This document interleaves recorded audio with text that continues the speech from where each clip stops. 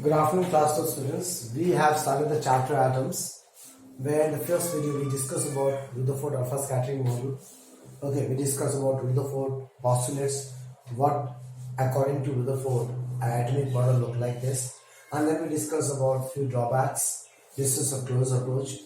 Now, today in this video we will deal with the acceptable model of atom that is called post-modern atomic model. Now, first you need to study something from a book. Refresher से पढ़ना है आपको. Okay, that is Dinesh postulates of Rutherford, postulates 1, postulate 2 and postulate 3. Okay, postulate 1 is similar to the Rutherford one, that most of the masses and the body charge is concentrated in a single place, that is the called as nucleus. Okay, postulate 2 is different. Postulate 2 क्या बोलता है, that the electrons revolve, that's it. So now that the electrons revolving around the nucleus in a fixed definite orbit with a stationary energy. The electrons will neither lose energy nor gain energy. It will be moving in a not any orbit, fixed definite orbit with a stationary energy. That is, the energy of the electrons are not decreasing neither increasing. Those orbits, Bohr's name it as stationary orbits. Here, Bohr's saying different from Rutherford. Rutherford ने बोला था electron का revolves in any orbit. Okay, but Bohr बोलता है electron का revolve only in a fixed definite orbit with no loss or gain of energy. That means the energy of the electron in a particular orbit is constant. Those are called as stationary orbits. Postulate 3 is very important. Postulate 3 decides which are those orbits where the electrons are revolving.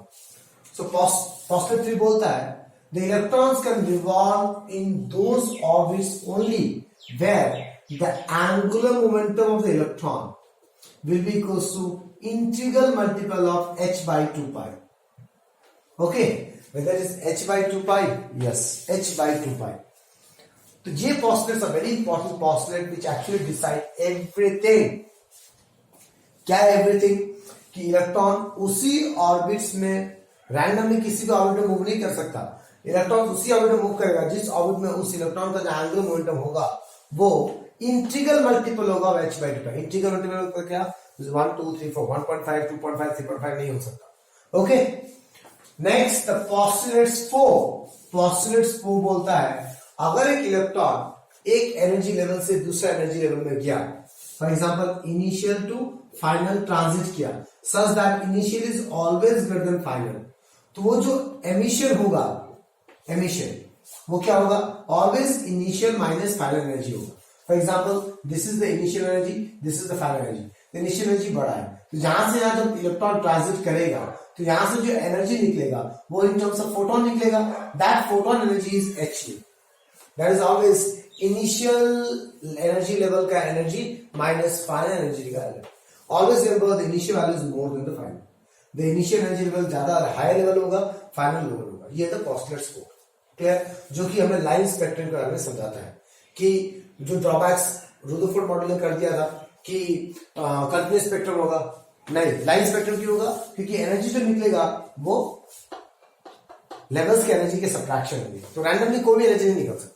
दूसरा, कोई भी energy level में electron घूम नहीं सकता, सिर्फ उसी energy level में इलेक्ट्रॉन घूमेगा जिसमें उसका angular momentum integral multiple of h by 2 pi होगा. So this postulates you need to study from the book. Okay, the next topic which I will do on the board is totally you have to study from the board. You don't have to study anything from the book. That is a very important derivation which sometimes asks in boards. Sometimes, okay. The derivation is what? Using the Bohr's atomic model, using the Bohr's postulates, that means these things. Okay, we need to find hydrogen-like atom or hydrogen atom. Hydrogen-like atom. Now, what is a hydrogen-like atom? Hydrogen atom समझो. Hydrogen atom कैसा होता है? H11. This is a hydrogen atom. When number of protons is 1 and number of electrons is 1. If I say hydrogen, okay. H11 तो नहीं होगा, H12 होगा. I'm sorry, हाँ. Hydrogen like atom मतलब क्या? हाइड्रोजन लाइक एटम मतलब क्या? For example, we have helium 24. Okay, here we have two electrons. we have to lose one electron such that the helium also becomes an atom which has only one electron, that is He plus. इसका मतलब क्या, electron ने helium ने एक electron lose कर दिया, तो इसमें अभी एक ही इलेक्ट्रॉन बचा, then it becomes a hydrogen like atom. But ऐसा एटम जिसमें सिर्फ एक ही इलेक्ट्रॉन हो, लिथियम का 3 होता है, तो इसमें 2 लूज करा दो, तो इसमें एक ही इलेक्ट्रॉन बचा, that is called hydrogen like atom. Clear? But all the 3 atoms has different atomic number. here the Z is 1, here the atomic number is 2, here the atomic number is 3, but the atomic numbers are different. But these two atoms are hydrogen like atom. Why? Because they already lose electron and become equal to the number of electrons of hydrogen. Hydrogen में एक electron है, तो hydrogen like atom में भी एक ही electron होगा, like lithium, helium plus, lithium 2 plus. So I hope you understand hydrogen like atom कैसे बनता है. नंबर ऑफ इलेक्ट्रॉन सेम करना पड़ेगा in short, otherwise we can say number of electrons को सेम करना पड़ेगा. ओके, एटॉमिक नंबर कुछ भी हो सकता है, नंबर ऑफ इलेक्ट्रॉन्स को सेम करना पड़ेगा. लिथियम में 3 इलेक्ट्रॉन होते हैं, 2 इलेक्ट्रॉन छोड़ दो, हटा दो, लूज कर दो, सो वी कैन से 2 प्लस. हीलियम में 2 इलेक्ट्रॉन होते हैं, एक इलेक्ट्रॉन को हटा दो, that is He plus. Okay, so I hope you understand what is a hydrogen atom. Please note all these things somewhere. Okay, so what is my next job is? My next job is we need to derive the expression of radius of nth orbit of hydrogen atom or hydrogen like atom, velocity of electron in the nth orbit, and energy of electron in the nth orbit of hydrogen atom or hydrogen like atom using Bohr's postulate. This is my job, and this derivation is very important. Okay, so you understand what is my job is? My job is, I'm writing the question. Derive the expression of radius of nth orbit, velocity of electron in nth orbit, and energy of electron in nth orbit of a hydrogen atom or hydrogen like atom. तो हम ऐसा division करेंगे जिसमें दोनों आ जाएगा, hydrogen atom भी आ जाएगा, hydrogen like atom भी आ जाएगा. So what I'm doing, the derivation starts from here. Okay, consider an atom X Z A. Okay, एक एटम को ले लिया X Z A, वो एटम हाइड्रोजन लाइक एटम है, which is hydrogen like atom. Okay, यहाँ पे what is Z? Z is the atomic number of atom. Atomic number, that is, can I say it is equals to number of protons? Clear class? Okay. Let an electron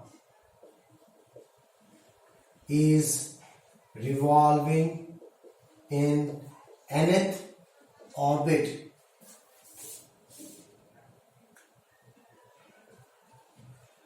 having radius Rn and velocity Vn.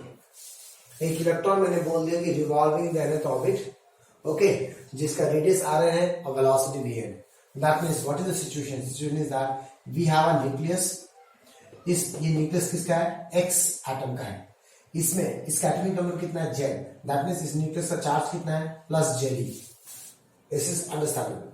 And there is an electron which I am taking in the nth orbit. That means यहाँ से तक का जो radius है वो Rn है, and the electron is revolving like this, for example. So इसका जो velocity है वो है Vn. Velocity is always tangential in a circular motion. These things we know, right? Where is coming on the screen? Yes, it's coming on the screen. Okay, so this is the situation we have right now. Okay, class, understood? Now, what is my job is? My job is to find the expression of this radius, find the expression of this velocity, and find the expression of the energy of the electron in this orbit. तो सुनो, इस पूरे derivation का एक basic फंडा है. दो expression है, बस खत्म, दो ही एक्सप्रेशन है, हमें दोनों को यूज करके सब्स्टिट्यूट करना है, यहां से निकाल के यहां डालना है, यहां से निकाल के यहां डालना है, आंसर आ जाएगा। तो वो चीज समझो, ये पूरा डेरिवेशन बहुत ही कॉम्प्लिकेटेड दिखेगा तुम्हें, तो that is not my job. My job is what, see the Coulomb force, the Coulomb force of attraction between the electrons and nucleus provide necessary centripetal force for revolving। एक ये theory, जो भी इसमें coulomb force लग रहा है Fc, F, that is providing centripetal force. That means this Coulomb force will be equals to centripetal force is mv square by r. Okay? तो यहां से क्या, what is Coulomb force? K 1/4 pi epsilon, उसको बार बार नहीं लिखेंगे इसलिए हम K लिख रहे हैं, ठीक है ना।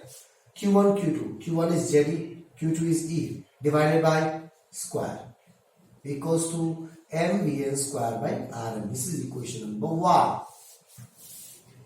एक ये फंडा यूज करना है, एक बोर्स का पॉजिटिव यूज करना है, उन दोनों इक्वेशन को यूज करके सारा इक्वेशन आ जाएगा अपने आप। सो ये समझ में आ गया।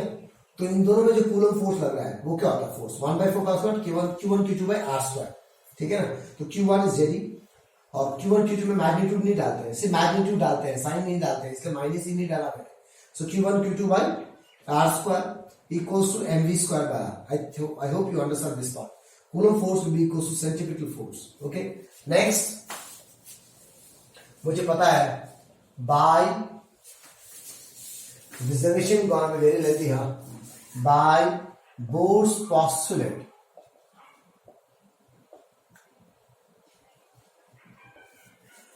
angular momentum of the electron must be equal to nh by 2 pi. This is equation number 2.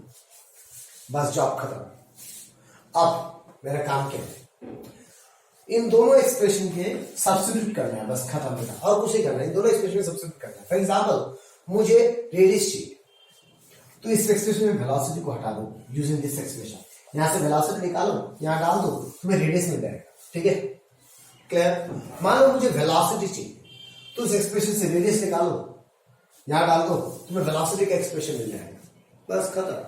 इतना ही करना है बेटा, और कोई पंगा नहीं है, इतना ही समझना है आपको। This only thing to understand.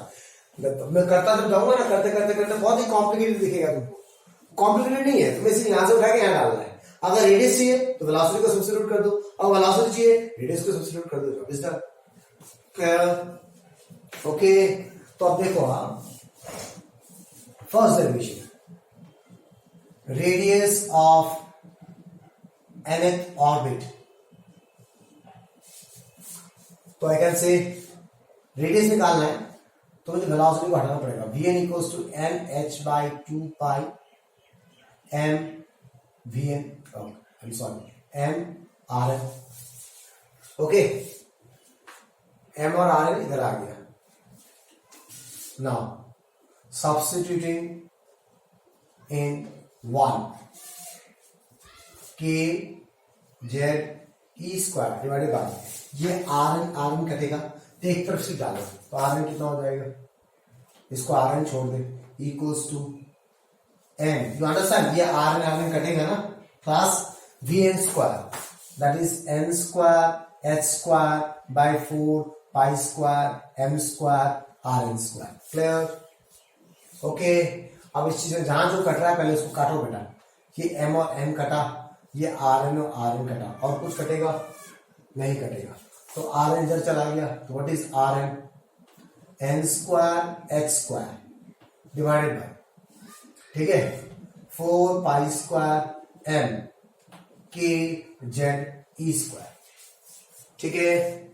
अब तुम k का वैल्यू डालो, what is k is 1/4 pi epsilon, n square h square 4 pi square m 1/4 pi epsilon z e square, तो 4 पाई स्क्वायर एप्सिलॉन कटेगा, ही 4 गया, पाई पाई गया, एप्सिलॉन ऊपर चला जाएगा, तो what you got n square h square epsilon divided by m pi z e square, this is your rn। Of hydrogen like atom, ठीक है ना, किसका है ये, hydrogen like atom. So let me cross check with the book whether I got the same expression और not, क्योंकि बाद में कोई प्रॉब्लम नहीं होना चाहिए बेटा.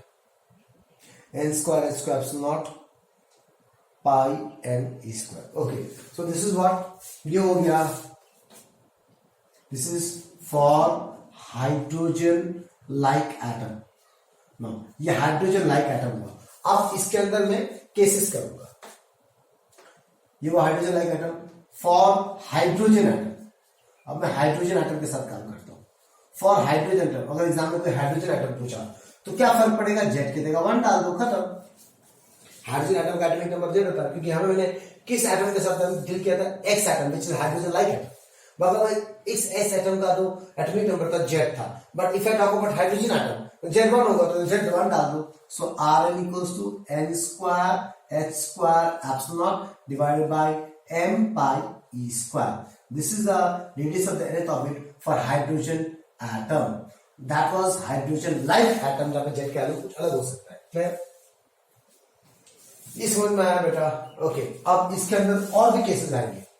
ये हाइड्रोजन एटम के साथ डील किया. अब मैं अगर मैं हाइड्रोजन इलेक्ट्रॉन के साथ डील करूं, for example, okay, hydrogen atom के साथ डील किया मैंने, अब मैं हाइड्रोजन इलेक्ट्रॉन के साथ डील करता हूं. ठीक है. So before that let me tell you one thing. Other than n square, see everything is constant. H is Planck's constant, value we know. Epsilon value we know. Mass of electron we know. Pi value we know. Charge of electron we know. Right? These things we know already. तो इन values को अगर मैं डाल दूं, इसका value आएगा 0.53 n square angstrom. तो ये वैल्यू तुम्हें याद करना पड़ेगा, help in numericals class. Okay, 0.53 n square angstrom. This is hydrogen atom का nth ऑर्बिट का रेडियस. ओके, अब मैं अगर बोल दूं फॉर हाइड्रोजन इलेक्ट्रॉन निकालना है, हाइड्रोजन एटम हो गया, अब हाइड्रोजन इलेक्ट्रॉन निकालना. ध्यान से सुनना, what is meaning of hydrogen electron, मतलब हाइड्रोजन एटम का इलेक्ट्रॉन, हाइड्रोजन एटम का इलेक्ट्रॉन. तो हाइड्रोजन एटम में एक ही इलेक्ट्रॉन होता है, मतलब एनर्जी लेवल 1, बस एन की जगह 1 डाल दो. क्लियर, क्योंकि हाइड्रोजन के अंदर एक ही इलेक्ट्रॉन होता है. तो हाइड्रोजन इलेक्ट्रॉन के बारे में बात कर रहा हूं, तो हाइड्रोजन एटम के अंदर जो इलेक्ट्रॉन है उसके बारे में बात कर रहा हूं, मतलब फर्स्ट ऑर्बिट के बारे में बात कर रहा हूं. तो R1 क्या हो जाएगा, 0.53 एंगस्ट्रॉम. ये हो गया हाइड्रोजन इलेक्ट्रॉन का रेडियस का वैल्यू. ओके, तुम्हें जो एग्जाम में याद करना है वो है ये वैल्यू, जो न्यूमेरिकल में हेल्प करेगा फॉर हाइड्रोजन एटम, और ये वैल्यू जो हाइड्रोजन लाइक एटम में काम करेगा. ठीक है क्लास, और इसको थोड़ा और अच्छे से लिख देते हैं हम. वेट फॉर सम टाइम, ताकि इतना गंदा वाला है ना करना पड़ेगा आपको. इसमें 0.53 n square by Z angstrom लिख सकते हैं. This is for hydrogen like atom. Okay, फिर जेड की जगह तुम 1 डाल सकते हो हाइड्रोजन एटम के लिए. ठीक है, देखो H square epsilon not square, H square epsilon not pi M E square. ये H square epsilon not pi M E square, इसका वैल्यू आया था 0.53 एंगस्ट्रॉम. तो यहाँ भी उसका वैल्यू 5, उसको छोड़ के एन स्क्वायर जेड, यहाँ पे N square Z. So you need to understand this things that इसका जो वैल्यू है, ये वाला वैल्यू, मैं इसको डॉटेड बना रहा हूँ, आप बुक में लिख सकते हो कॉम में. इसका जो वैल्यू, इसका वैल्यू 0.53 आ रहा है. Okay, so this is all about the radius of the nth orbit class. Okay, now let's go for the velocity of. Before that, 2-3 figure, 2-3 graph भी बना एग्जाम में पूछ सकता है. Draw the variation of radius versus n orbit. Okay, number of orbits. तो देखो ध्यान से,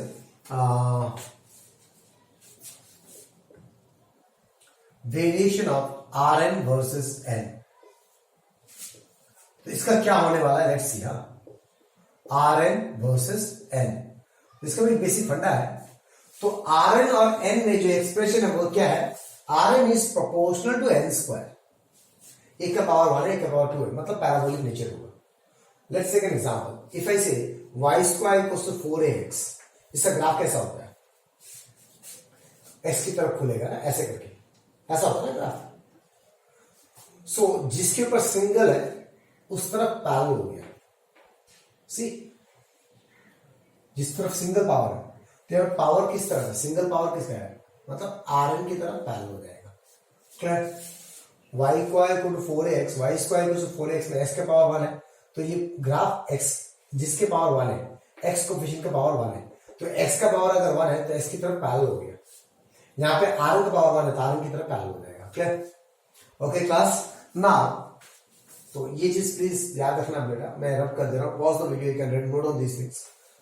okay, now I will go to the next, that is velocity of nth orbit. Velocity of nth orbit, पहले hydrogen, okay, अभी nth orbit का velocity निकालना है तो दो तरीके से निकाल सकते हैं, या तो इस रेडियस का वैल्यू डाल दो डायरेक्टली, वहां से वेलोसिटी निकल जाएगा, या तो तुम बेसिक फंडा यूज करो। मैंने क्या बोला था, अगर रेडियस चाहिए तो यहां से वेलोसिटी निकाल के वहां डाल दो, अगर वेलोसिटी चाहिए यहां से रेडियस निकाल के वहां डाल दो। So I will use the basic funda. Since मुझे वेलोसिटी चाहिए फ्रॉम 2, तो रेडियस को सब्स्टिट्यूट करूंगा, Rn equals to NH by 2 pi m Vn। ठीक है, now substituting in 1, substituting in equation 1 क्या हो जाएगा, k z e square divided by Rn NH 2 pi m Vn equals to m Vn square by, ये Rn cut गया था तो Rn के जगह डाल दिया NH by 2 pi m Vn। अब देखो ये Vn कट गया, ये mm कट गया, तो यहां से Vn कितना है बेटा, Vn equals to k 1 by 4 pi epsilon z e square 2 pi by NH। ठीक है, तो ये पाई पाई कट गया, ये 2 और 2 इधर कट गया, तो finally what I got, velocity is z e square by 2NH epsilon. Let me check, 2NH epsilon. Okay, so we got the expression. This is the velocity expression. किसका, hydrogen like atom का, hydrogen like atom का। क्यों, क्योंकि Z है इधर। अब अगर मैं बात करूं for hydrogen atom, for hydrogen atom, इसका मतलब मुझे जेड की जगह क्या डालना पड़ेगा, 1, तो वेलोसिटी मेरे ऑर्बिट कितना हो गया, e square by 2NH epsilon. ये हो गया हाइड्रोजन एटम का, जेड की जगह 1 डाल दिया, e square by 2H epsilon. ठीक है ना। अब जैसे ये वाला ग्राफ पढ़ा था हमने, ओके क्लास, ये किसका पढ़ा था, फॉर हाइड्रोजन एटम का, फॉर हाइड्रोजन एटम। और हाइड्रोजन, ये हाइड्रोजन लाइक एटम तो हो नहीं सकता बेटा, ये हाइड्रोजन एटम का है, ठीक है ना, फिक्स है। हाइड्रोजन लाइक एटम में और एक वेरिएबल आ जाएगा Z, so I am not dealing with Z, I am dealing with only hydrogen atom. Similarly यहां भी we can say variation of velocity versus m for hydrogen atom. तो इसका क्या होगा, तो इसका क्या होगा, लेट्स सी, तो velocity versus m, so see they are inversely proportional, so graphically very simple like this, velocity is inversely proportional to m, ऐसा होगा। ओके, तो इसमें अगर मुझे हाइड्रोजन इलेक्ट्रॉन का बात करें तो क्या होने वाला है, तो अगर हाइड्रोजन इलेक्ट्रॉन का हम बात करें then the things will be little bit tricky. Okay, वो क्या होगा, let's see. So please pause the video, note on everything class, because this is derivation still to go for more, so it will take little bit more time and more things to write down. So now if I go to for hydrogen electron, मतलब hydrogen के atom जो electron है उसका velocity निकालना है मेरे को class, ठीक है, मतलब n के जगह 1 डालना पड़ेगा, तो v1 आ जाएगा, कितना आ जाएगा, v1 e square by 2h epsilon, e square by 2h epsilon, ठीक है ना। अब यहां पे एक एग्जांपल पूछता है, एक स्पेशल कंसेप्शन क्वेश्चन पूछता है कि how we can compare the velocity of the electron in a hydrogen atom with speed of light. Okay, that is comparison of velocity of electron of hydrogen atom with speed of light. तो इसके लिए तुम्हें दो तीन चीज क्या करना पड़ेगा. तुम क्या करोगे, इधर 2h epsilon into speed of light divided by speed of light कर दो. ठीक है ना. ओके, अब इसका वैल्यू जो कैलकुलेट करके आएगा दैट इज 1/137 आएगा. ये तुम्हें याद करना पड़ेगा. So this is the comparison. Okay, देखो इसमें सारा वैल्यू मुझे पता है. E is charge of electron. You can put H value you know, epsilon value you know, C value you know. So these values after substitution you will get 1/137. So what I understand, the velocity of electron in a hydrogen atom is 1/137 times the velocity of light of speed. That we have to write in our own language. ठीक है. So this is the comparison of velocity of hydrogen electron with speed of light. Okay. Now ये हो गया मेरे पास दो part we have completed. One is radius of electron, we done. Okay, next is velocity of nth orbit, velocity of electron in the nth orbit. Okay, we have done. Now we'll go for the energy of electron. Now to deal with the energy of electron class, we need these values. ये values मुझे चाहिए hydrogen like atom का. ठीक है, और ये value मुझे चाहिए, ये दोनों वैल्यू मुझे चाहिए. तो मैं ये दोनों वैल्यू छोड़ के बाकी सब रब कर दूंगा because I need these two values. Then only we can do these things. Otherwise, we will not able to do it. Okay? तो मैं बाकी सब चीज रब कर रहा हूँ. Again, pause the video. Note down these things. Okay?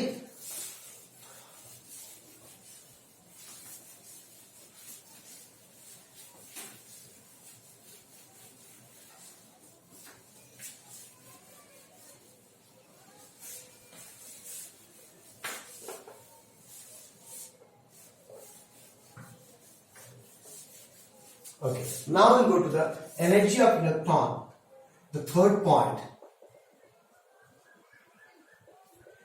Energy of an electron in nth orbit. तो अब ये सोचो उस इलेक्ट्रॉन में कितना एनर्जी होगा. एक, since that electron is moving with some velocity, it will have some kinetic energy. Confirm. The electron possesses some kinetic energy due to its velocity. Right class? तो kinetic energy का expression निकालते हैं. Half mass of electron velocity square. तो nth orbit का निकालना है तो vn square. चलो vn की वैल्यू डालो. कहां गया vn? हाइड्रोजन लाइक एटम का ये. तो पहले हाइड्रोजन लाइक एटम का निकालेंगे. तो vn क्या हो जाएगा? z square e4 by 4 n square h square epsilon square. इतना समझ में आ गया क्लास? तो कितना आ गया मेरे पास formula? z square m e4 divided by 8 n square h square epsilon square. बाकी कुछ कटने वाला तो है नहीं. ये कौन सा हुआ? ये हाइड्रोजन लाइक एटम का हुआ. And since the electron is under a coulomb force, okay, therefore it possesses some potential energy. तो तुम्हें रीजन पता होना चाहिए उसमें पोटेंशियल एनर्जी क्यों है, उसमें काइनेटिक एनर्जी क्यों है. काइनेटिक एनर्जी क्यों है? Because it has some velocity. उसमें पोटेंशियल एनर्जी क्यों है? Because it is under some attractive force that is Coulomb force. So it possesses some potential energy. So let's calculate the potential energy value. So potential energy value मैं U ले रहा हूं.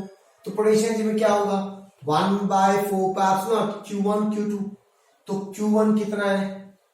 Okay, Q2 कितना है? So Q1 is ZE, Q2 is -E by Rn. ये समझ में आया बेटा? वो जो फिगर बनाया था ना मैंने यहाँ पे, न्यूक्लियस में ZE चार्ज है और यहाँ पे इलेक्ट्रॉन है. तो इन दोनों में पोटेंशियल एनर्जी कितना होगा? इनके बीच का डिस्टेंसेस आ रहे हैं. So in the first chapter we studied potential between two charge system is 1/4 constant Q1 Q2 by R. So Q1 is ZE plus ZE charge positive. इस फॉर्मूला में मुझे साइन का चार्ज का साइन डालना पड़ेगा because this is scalar quantity. Plus ZE minus E by Rn. Now I need Rn. Rn का value डालो तो पोटेंशियल कितना हो जाएगा? -ZE square by 4 pi epsilon Rn. What is Rn?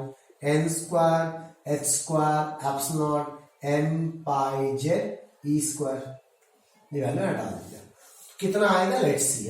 तो पोटेंशियल कितना हो जाएगा माइनस जेड स्क्वायर, यहां पे जेड स्क्वायर है, एम पाई कर दिया बेटा, पाई कर दिया, M E to the 4, same similar terms आएंगे बेटा ऊपर में, ठीक है ना, इसलिए मैं चेक कर रहा था, पाई कर दिया। अब क्या बचा 4 N square H square epsilon not square, N square capital, this is the potential energy expression, this is the kinetic energy expression. Okay, now we can rub these two expressions which I needed. Okay, so now we got potential energy, we got kinetic energy. Therefore, what is the total energy of electron? Therefore, total energy of electron in nth orbit for hydrogen like atom, total energy क्या हो जाएगा kinetic plus potential, right, plus तो kinetic plus potential का डालो आ जाएगा answer. Okay, तो add कर देते हो, सब चीज कॉमन है, देखो Z square M E to 4 common, नीचे N square H square epsilon not square common, 1/8 minus 1/4 solve करते हैं इसको, 1/8 माइनस 1/4 आता है कितना है 8, 1 minus 2 that is minus 1/8.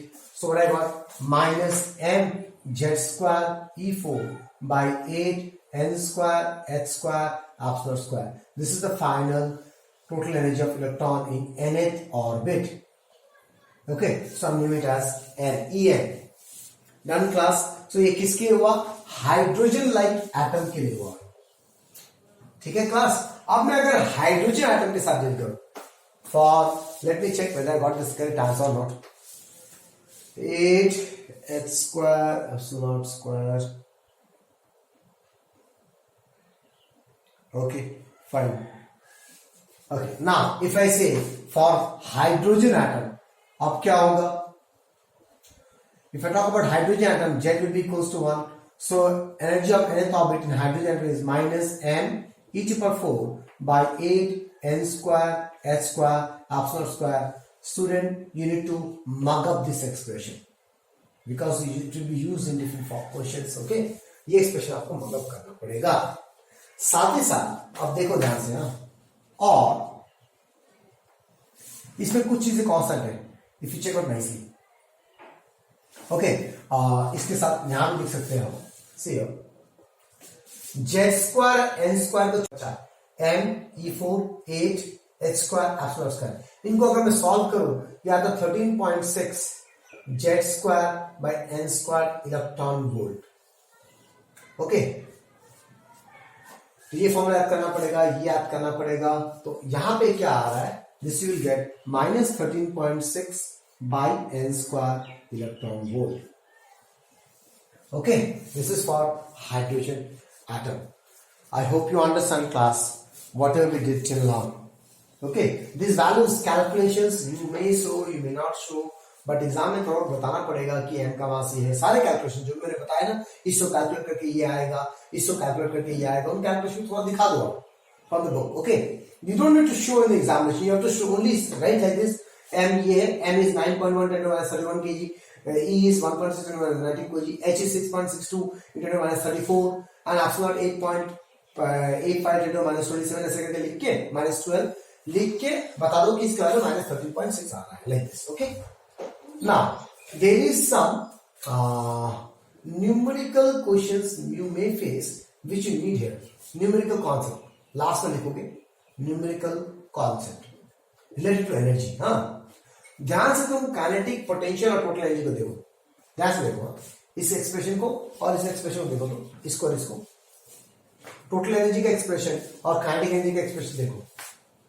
Total energy is minus of kinetic energy, दिख रहा है आपको? तो ये चीजें कभी कभी यूज होता है न्यूमेरिकल से। पहला पॉइंट, सी ये और काइनेटिक एनर्जी दोनों सेम है, एम जेड स्क्वायर ई 4 8 एन स्क्वायर स्क्वायर दोनों सेम है। ये हो गया relation between total energy and kinetic energy, ठीक है ना। अब काइनेटिक एनर्जी और पोटेंशियल एनर्जी में देखो, काइनेटिक एनर्जी में और पोटेंशियल एनर्जी में देखो ध्यान से। So kinetic energy is minus of 2 potential energy. Okay, इसे माइनस डाल दो और 2 इंटू कर दो तो नीचे 4 आ जाएगा। 2 8 4 8, बाकी सब कुछ same. Z square in 4, Z square in 4, 4 N square H square naught N square. ये 8 को मुझे माइनस 1/4 बनाना है, तो माइनस 2 इंटू कर दो इसके साथ, माइनस 2 इंटू कर दो तो आ जाएगा। सो ये हो गया काइनेटिक एनर्जी और पोटेंशियल एनर्जी में रिलेशन। ठीक है, तीसरा, अब काइनेटिक पोटेंशियल एनर्जी और टोटल एनर्जी देखो। This potential energy, this total energy, this potential energy. देखो ध्यान से, इन दोनों को देखो ध्यान से। बॉडी का देख, क्या दिख रहा है आपको? तो total energy is twice of potential energy. See, total energy, इसको मैं 2 से इंटू कर दूं, अगर मैं 2 से इंटू कर दूं तो ये और ये सेम हो जाएगा। कुछ समझ में आ रहा है class? And the fourth point we know E equals to K plus U. यहां से भी ये आ सकता है आपका। कुछ समझ में आ रहा है क्लास? देखो K की जगह -2 यहां डालो, आ गया। So these things we may use sometimes in numericals to solve a particular numerical. So this is all about the derivation of radius of the nth orbit of an hydrogen atom or hydrogen-like atom, velocity of electron in nth orbit of hydrogen atom and hydrogen-like atom, and the total energy of electron in the nth orbit of hydrogen atom and hydrogen-like atom. Okay, let's go for the next topic. Okay class, the next topic is line spectrum of hydrogen atom. To understand the line spectrum, what is line spectrum, later on we will study. First we need to understand what is Rydberg formula. Now this derivation sometimes they ask in the examination, so yeah, that's why I'm doing this derivation. How to get the Rydberg's formula? Rydberg's formula related with wave number. What is wave number? बाद में बात करते हैं।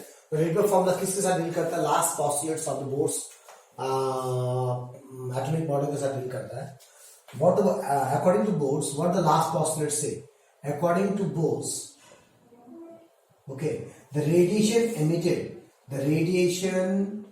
emitted in form of photon when electron transit from initial energy level Ni energy level to Nf energy level such that initial is always greater than final. H nu is equals to E initial minus E final. ये मेरे को पता है। अब मैं क्या करूंगा, इस फॉर्मूलाज में E initial वैल्यू डालूंगा। What is E energy of any level is this much for the hydrogen atom, तो -m e⁴/8 Ni square h square epsilon square -2 to minus plus m e⁴/8 Nf square h square epsilon square। ये समझ में आया? बस m की जगह एक बार initial डालना है, m फाइनल डालना है। यहां से देखो कॉमन आ रहा है, m e⁴ common, 8 h square epsilon square common, 1/Nf square by 1/Ni square। Okay, इसका वैल्यू जब तुम, और एक चीज that is equal to Sc by lambda, nu equal to C by lambda, यहां से 1/λ क्या आ रहा है, m e⁴/8 h square epsilon square hc इधर चला गया, 1/Nf square 1/Ni square। This value is a constant, every values we know, see every values we know। ये हो जाएगा h into h, h cube and c, ये सारा value पता है। इसका वैल्यू को हम बोल रहे हैं r, which is called as Rydberg constant। इसको क्या बोलते हैं? Rydberg constant, Rydberg constant। इन वैल्यूज को डालने से वैल्यू आता है 1.097 in 10⁻⁷ per meter, that is called Rydberg constant। So this is called Rydberg's formula। Okay, हमें सिर्फ इस फॉर्मूला के साथ डायरेक्टली डील करना है, इस आर का वैल्यू डालना है in understanding the line spectrum, where what is 1/λ, that is called as wave number. इसको हम बोलते हैं वेव नंबर। ओके, अब हमें एग्जाम में क्या पूछता है ये समझो, which I will not write on the board nicely, which you have to study from a book.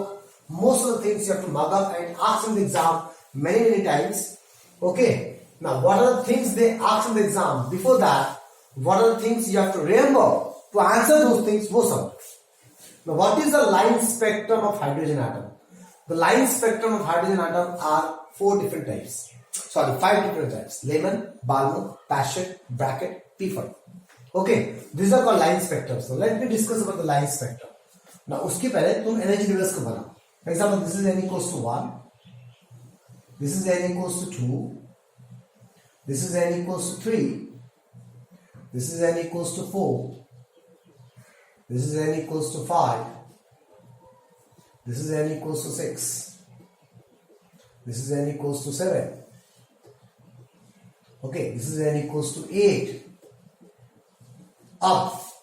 If I say lemon, balmer, passion, bracket, pfund. इन नेम्स को तुम्हें याद रखना है इसी ऑर्डर में. Lyman, Balmer, Paschen, Brackett, Pfund. ना specification क्या है? लेमन में जो फाइनल होगा वो 1 होगा, मतलब electrons will transit to 1 energy level. और इनिशियल क्या होगा? Initial can be 2, 3, 4, 5 and so till infinity. मतलब क्या? 2 से 1 पे गिरा, 3 से 1 पे गिरा, 4 से 1 पे गिरा, 5 से 1 पे गिरा, 6 से 1 पे गिरा, this all and so on. This is called Lehman series. Okay, इसको हम बोलते हैं लेमन सीरीज. इस लेमन सीरीज में इसको बोलते हैं शॉर्टेस्ट लाइन एंड जो लास्ट वाला जाएगा उसको हम बोलेंगे लॉन्गेस्ट लाइन. ठीक है, उसके बारे में थोड़ी बाद में बात करते हैं. अब बाल्मर मतलब क्या? फाइनल 2 होगा, पैशन फाइनल 3 होगा, ब्रैकेट फाइनल 4 होगा, पीफंड फाइनल 5 होगा. अगर ये फाइनल 2 है मतलब 2 पे गिरेगा तो 3 से 2 गिरेगा, 4 से 2 गिरेगा, 5 से 2 गिरेगा, 6 से 2 गिरेगा, like this. This is a Balmer series. मतलब इनिशियल वैल्यू क्या होगा? 3, 4, 5 टिल इंफिनिटी. क्लियर? अगर मैं पैशन का बात करूं तो पैशन में कहां पे गिरेगा? 3 पे गिरेगा इलेक्ट्रॉन्स, तो 4 से गिरेगा, 5 से गिरेगा, 6 से गिरेगा, 7 से गिरेगा and so on till infinity. This is your Paschen. Okay, so इसका इनिशियल क्या होगा? 4, 5, 6 डॉट इंफिनिटी. अब ब्रैकेट में कहां पे गिराना है? 4 पे गिराना है, तो 5 से गिरेगा, 6 से गिरेगा, 7 से गिरेगा and so on. This is Lyman, Balmer, Paschen, Brackett. Okay, next Pfund. तो इसमें क्या हो जाएगा? ब्रैकेट में क्या हो जाएगा? इनिशियल क्या होगा? 5, 6, 7, 8 एंड सो ऑन.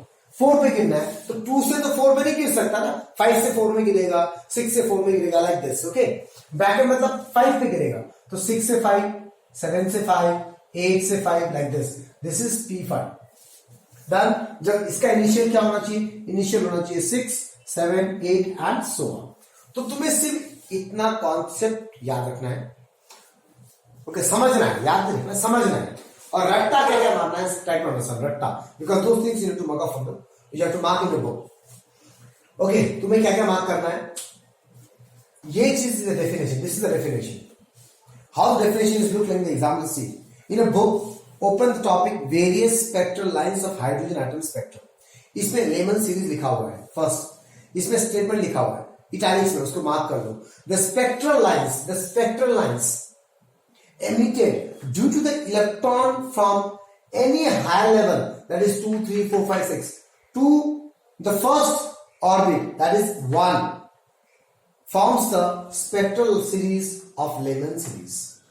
Okay, मतलब इलेक्ट्रॉन कोई भी हायर एनर्जी लेवल से जो 2, 3 हो एंड 1 से बड़ा हो, 1 पे गिरे, Lyman series.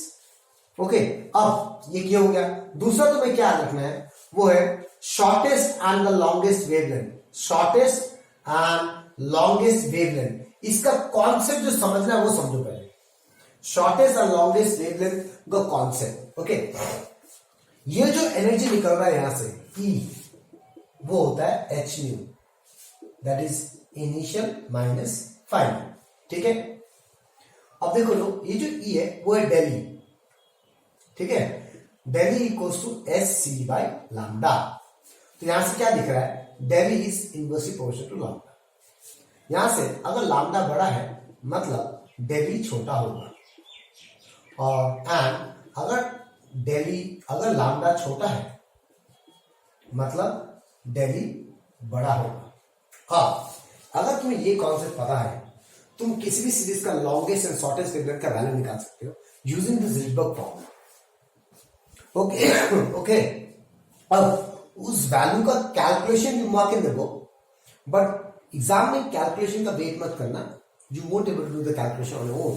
You have to mug up the longest and shortest wavelength values of Lemon series, Balmer series, Passion series, Bracket series and Tiffin series. सारे सीरीजेस का longest and shortest wavelength याद रखना है. Do you understand? And साथ ही साथ ये भी याद रखना है, ध्यान से सुनो और क्या क्या चीज मार्क करना है आपको. Longest wavelength calculation, shortest wavelength calculation जो बुक्स में है उनको मार्क करना है, उनको याद रखना पड़ेगा, वैल्यूज याद रखने पड़ेंगी. और वो Lyman series, Balmer series, Paschen किस इलेक्ट्रोमैग्नेटिक स्पेक्ट्रम में लाई करता है. जैसे बुक में लिखा हुआ है, Lyman series lies in ultraviolet region of electromagnetic spectrum. ये वर्ड याद रखना है. Balmer series lies in visible region of electromagnetic spectrum. ये वैल्यू याद रखना है. Paschen series lies in infrared region of electronics. These things asked in the examination, which I don't remember because the marking up part you have to remember for your own. Okay, तो ये चीज तुम्हें याद रखना है. अब तुम calculations याद करने का जरूरत नहीं. कैलकुलेशंस जो वैल्यू आता है, that is the longest and shortest wavelength का जो वैल्यू है वो याद रखना है. कैलकुलेशन तुम खुद से कर सकते हो इफ यू अंडरस्टैंड दिस. सी कैसे करेंगे. मान लो मुझे लेमन सीरीज का लॉन्गेस्ट वेवलेंथ निकालना है, मतलब मैक्सिमम वेवलेंथ. तो मैक्सिमम वेवलेंथ के लिए एनर्जी छोटा होना चाहिए. तो लेमन सीरीज ये है, तो छोटा एनर्जी ये है कि इंफिनिटी वाला है. इंफिनिटी से जो आएगा, मान लो ऐसे करके ये n इक्वल्स टू इंफिनिटी है, तो इंफिनिटी से 1 ये हो गया. वैसे यहां भी आएगा इंफिनिटी टू 1, यहां भी आएगा इंफिनिटी 2, यहां भी आएगा इंफिनिटी 2, यहां भी आएगा इंफिनिटी 2. अब this is the shortest line, this is the longest line. एक ऐसे पूछता है, find the wavelength of the shortest line. तो शॉर्टेस्ट लाइन वेवलेंथ मतलब क्या है. एनर्जी लेवल 2 से एनर्जी लेवल 1 तक गिरा. इस फॉर्मूला डालो. Final energy level is 1, initial energy level is 2. Value डालो, यहां से तुम्हें शॉर्टेस्ट लाइन का वेवलेंथ मिल जाएगा.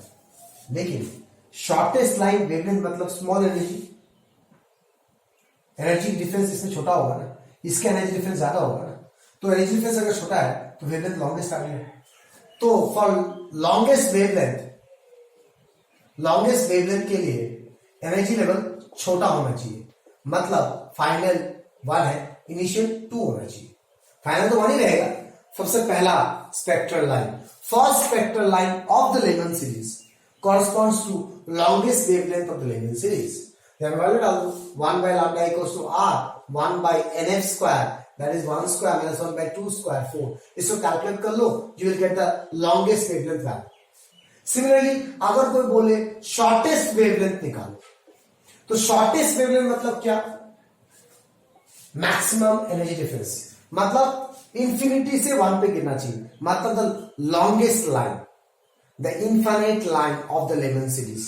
So initial is infinity and final is 1. I hope you understand क्या क्या पढ़ना है क्लास आपको. ठीक है, ओके. अब मुझे कोई बोलेगा मुझे fourth spectral line of Paschen series चाहिए, fourth spectral line of Paschen series चाहिए. Right, understand what I am trying to say. You exam में पूछ दिया मुझे फोर्थ स्पेक्ट्रल लाइन चाहिए, तो कैसे निकालें. वो तो तुम्हें याद नहीं है, दैट तो यू डोंट रिमेंबर. तुम्हें तो सिर्फ longest and the shortest wavelength का याद है एग्जाम के टाइम में. राइट, लॉन्गेस्ट शॉर्टेस्ट वेवलेंथ पता चल गया. लॉन्गेस्ट वेवलेंथ मतलब एनर्जी कम, मतलब ये वाला निकालना है.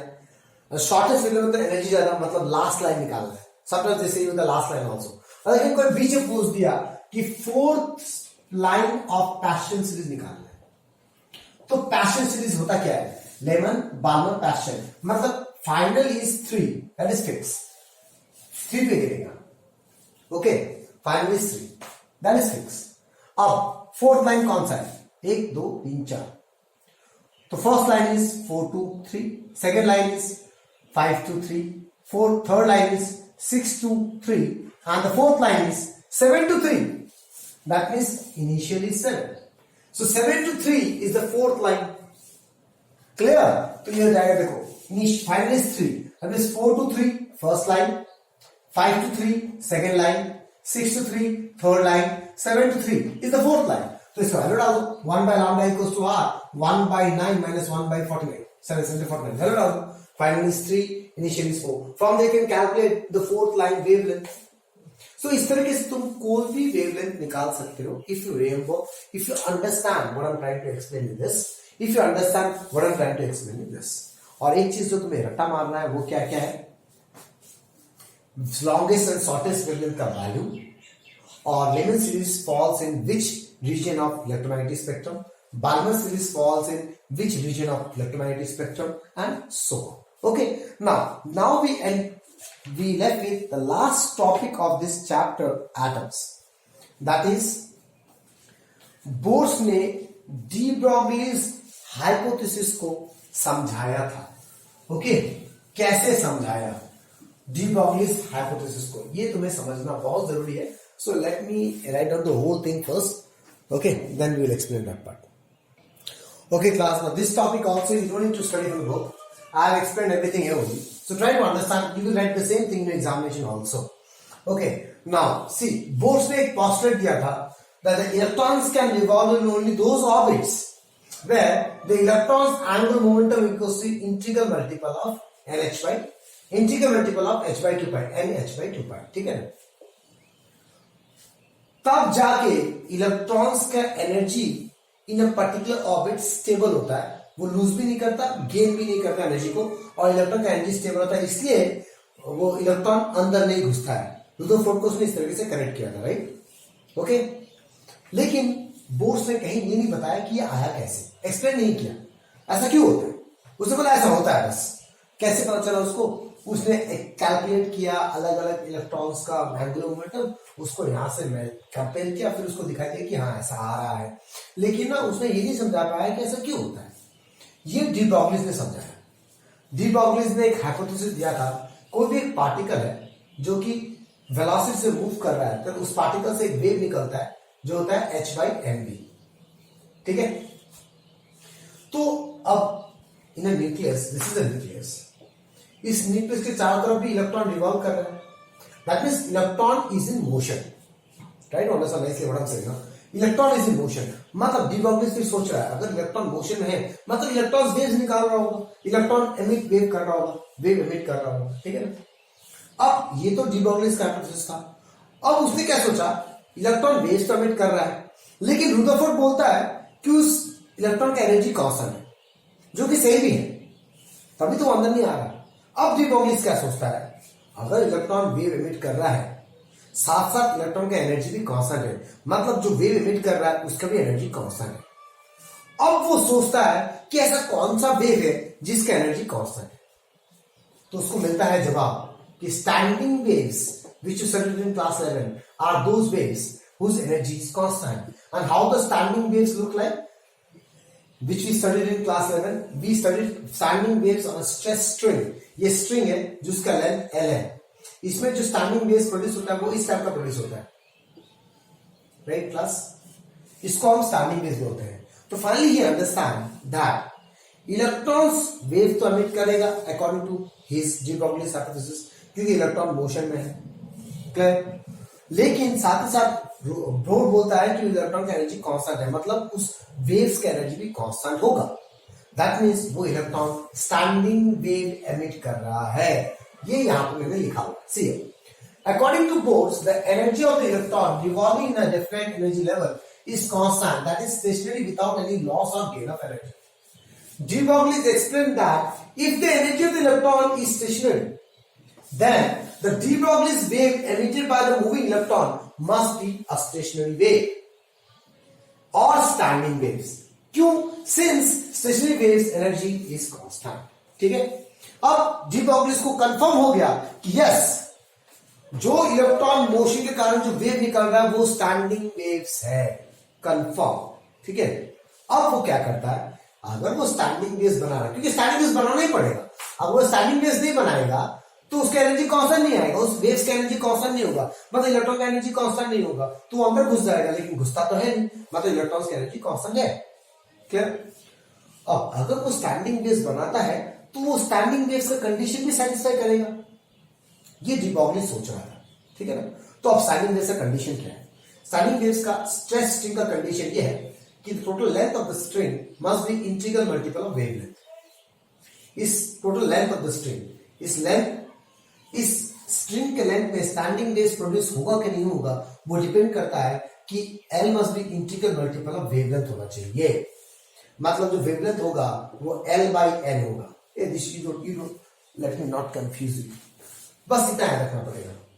तो स्ट्रिंग का जो लेंथ है वो इंटीग्रल मल्टीपल ऑफ वेवलेंथ होना चाहिए, then only standing waves produce होते हैं।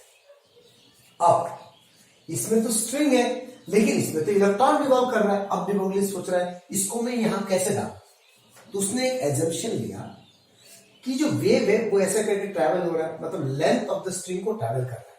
तो जो यहाँ पे जो पार्टिकल जो वेव्स प्रोड्यूस कर रहा है वो क्या चीज ट्रैवल कर रहा है, वो इस सर्कमफेरेंस को मूव कर रहा है, इस सर्कमफेरेंस को ट्रैवल कर रहा है, इस डिस्टेंस को ट्रैवल कर रहा है। तो उसने एक एजम्पशन लिया कि ये जो लेंथ ऑफ द स्ट्रिंग है वो इक्वल्स टू सर्कमफेरेंस है of the electron which is travelling. The electron which is travelling the orbit, the circumference orbit is equals to length and that must be equals to integral multiple of wavelength.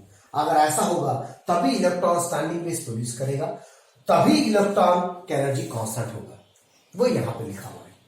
Condition of forming standing waves on a vibrating string of certain length L is length equals to n lambda, where lambda is the wavelength of standing waves. ठीक है। Now, de Broglie's hypothesis is analogous to the standing waves in stress string. ये मैंने क्या बोलने का कोशिश किया, अब de Broglie ने बोला कि स्टैंडिंग वेव्स प्रोड्यूस हो रहा है, मतलब स्टैंडिंग वेव्स का कंडीशन सेटिस्फाई होगा, ये यहाँ पे समझा रहा है। इस एनालॉगस मतलब सिमिलर है इसके साथ standing waves in stress string. इस सिमिलैरिटी को दिखाने के लिए उसने क्या किया, he assumed the circumference of the orbit of the electron, the circumference of the orbit of the electron as the length of string. तो ये ऑर्बिट ऑफ द इलेक्ट्रॉन को उसने लेंथ ऑफ द स्ट्रिंग माना। ठीक है, क्योंकि देखो इस स्ट्रिंग में, इस ऑर्बिट में स्टैंडिंग वेव्स प्रोड्यूस हो रहा है, तो ऐसे प्रोड्यूस होगा।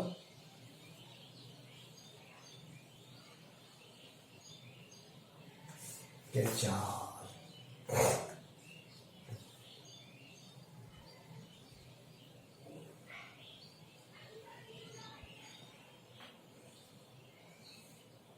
ओके, ऐसे स्टैंडिंग वेव्स प्रोड्यूस होगा, यहां भी ऐसे स्टैंडिंग वेव्स प्रोड्यूस हो रहा है। स्टैंडिंग वेव्स ऐसे प्रोड्यूस होते हैं, तो यहां पे इस टोटल को हम लेंथ बोल रहे हैं, यहां पे वो टोटल क्या है, लेंथ है। तो यहां पे जो टोटल लेंथ है वो सर्कमफेरेंस है। यहां से उसको समझ में आया, क्योंकि स्टैंडिंग वेव्स ऐसा तो कभी हो नहीं सकता कि दोनों तरफ नॉट है, तो दोनों तरफ नोट्स प्रोड्यूस हो रहे हैं, क्लास 11 कॉन्सेप्ट। यहां पे एक सर्कल में प्रोड्यूस हो रहा है स्टैंडिंग वेव्स, क्योंकि इलेक्ट्रॉन है वो गोल गोल घूम रहा है, तो स्टैंडिंग वेव्स ऐसा प्रोड्यूस होना चाहिए, कभी एंटी नोट से खत्म नहीं होगा, मतलब नॉट से स्टार्ट होगा, नॉट्स पे खत्म होगा, यहां से स्टार्ट होगा, यहीं पे खत्म होगा।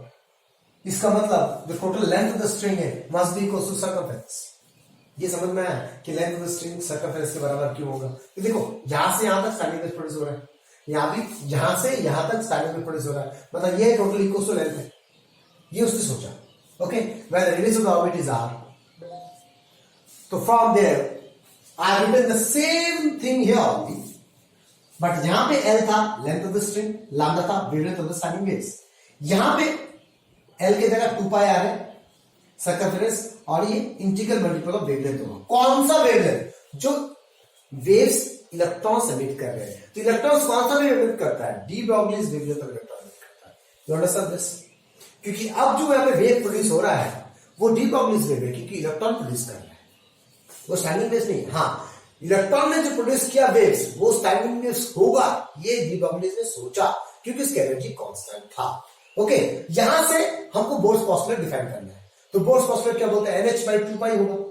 ओके, तो लैम्डा का वैल्यू डाल दो डी ब्रोगली से, तो H by 2 पाई इधर आ गया। तो mathematically we have to only explain this things, this is the actual concept. Okay, so when you write this thing in examination you have to write these things, ये चीज लिख के ये फिगर बनाना पड़ेगा।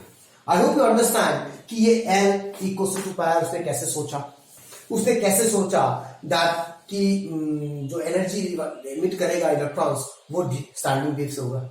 Okay, this all things are explained by de Broglie. If you don't understand please repeat the video, try to understand nicely one. Okay, so this is the end of the chapter theory atoms. That's all class. Thank you very much.